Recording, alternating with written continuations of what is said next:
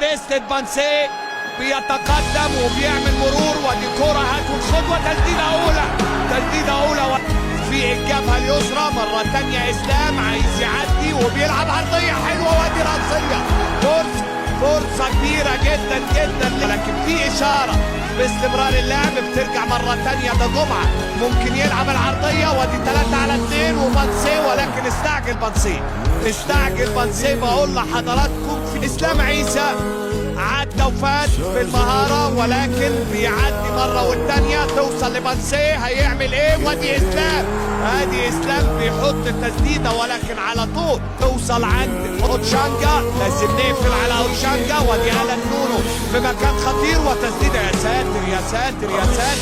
محمد كوفي بيصعد كرة عالية في اتجاه بانسي، حط جسمه، ودي تسديدة، ولكن فين يا شكري فين؟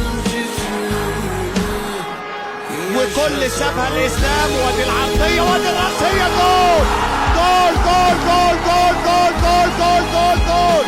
عملها كوفي واطلق الفرحه الاولى والسعاده الاولى للمدينه الماسله بورسعيد، علشان تبقى الليله عيد بورسعيد والليله عيد.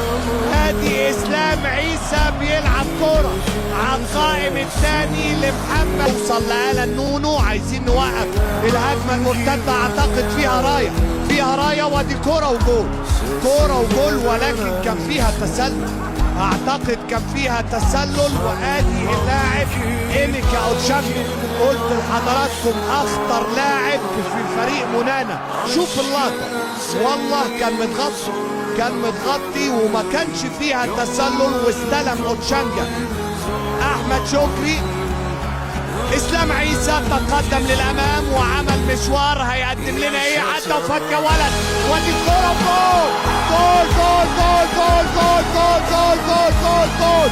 متشكرين، ولكن الموال حلو كمان زي ما توقعنا، ولكن بص شوف الكلام، وبص شوف